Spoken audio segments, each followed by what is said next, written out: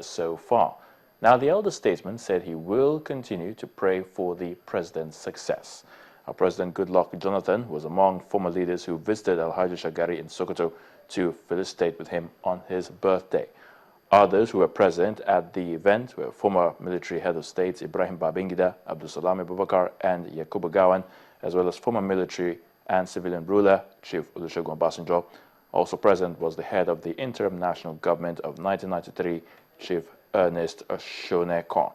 However, General Muhammadu Buhari, beg your pardon, who is the presidential candidate of the All Progressives Congress, was conspicuously missing, as he was said to be on a trip to the UK.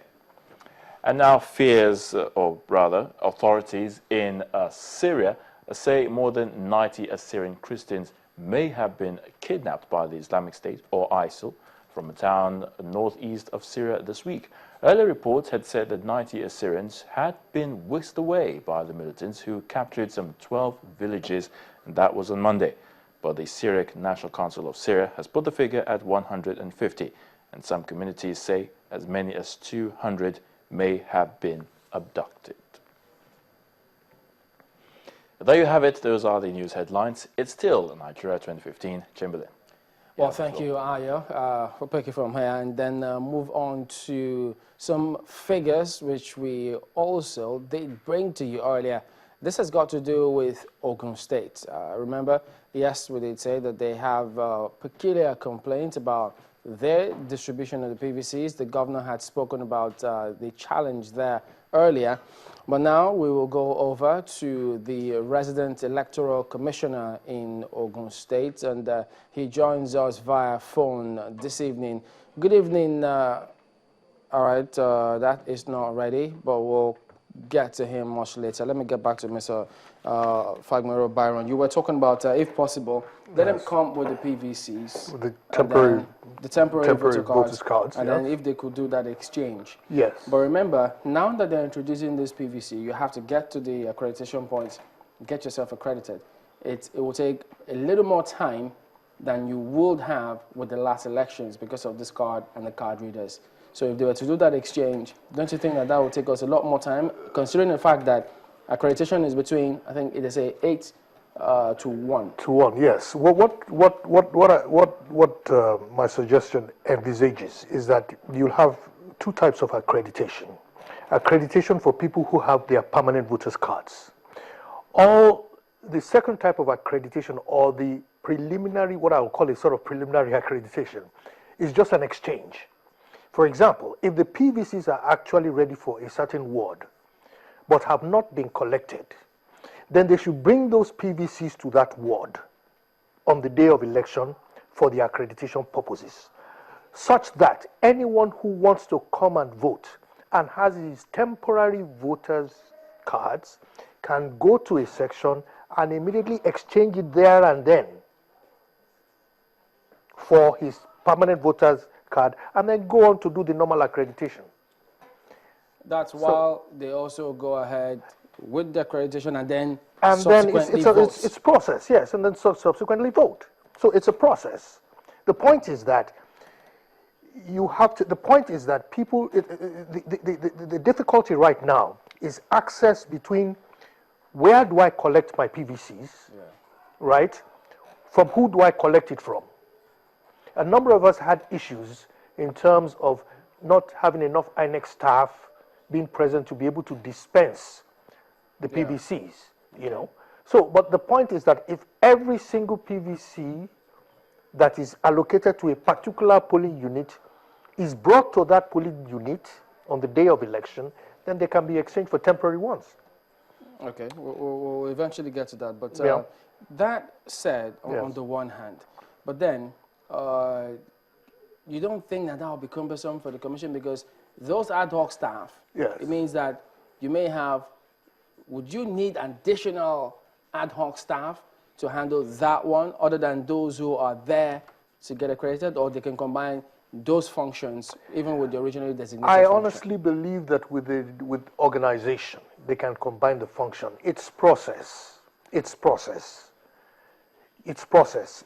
You will have a process line of about 4 or 5 functions People who have permanent voters cards can go to step 3 straight away. Whereas people who don't have permanent voters cards can start from step 1. So it's not really, it's not rocket science. It's only problems that arise as a result of transition and some element of challenges in the trust we have for our own systems.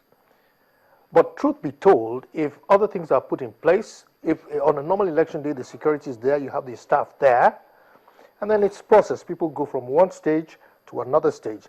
You may not have to go to the temporary voters cards queue if you have your PVC already.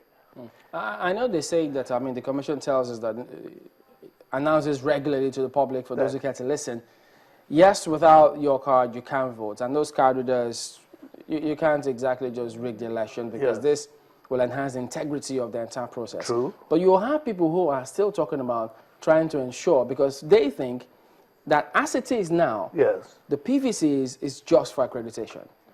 After your accreditation, they're supposed to enter the figure of those who have been accredited before you then start voting.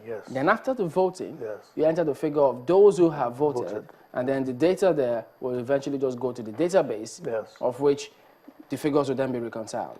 So there are those who think, if you go to the polling center with those cards, because remember, the commission also says those cards, if in the event that elections are rigged, cannot be tenable in court. So what if something happens there and people use those cards or influence anybody to use those cards, read those cards and increase the figure? That can happen in any case. That can happen in any case. In the first place, it is expected that the cards will remain in the custody of INEC until they are properly dispensed to the proper owners. The problem is that right now, the distribution of the cards have been over-centralized, and therefore you don't have enough personnel distributing those cards, and that is where there's a shortfall. The frequency, the rate at which these cards should be dispensed. If you have only 5 people distributing cards for 50,000 people, for crying out loud, it's going to take them a whole lot of time.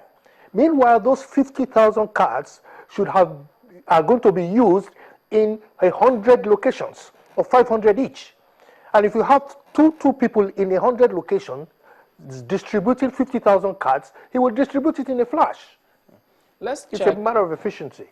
Let's check with the resident electoral commissioner in Ogun State. That's Mr. Timothy Ibitoye. He joins us via phone from Ogun State. Good evening and thank you for joining us today.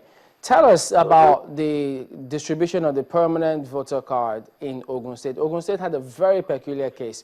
What is the situation now in terms of distribution? We've seen the figures quite all right, but what can you tell us about that? Thank you very much. As far as Ogun State is concerned for now, we are having registered voters of 1,795,794. And the cards the PVC sent to us is 1,368,375.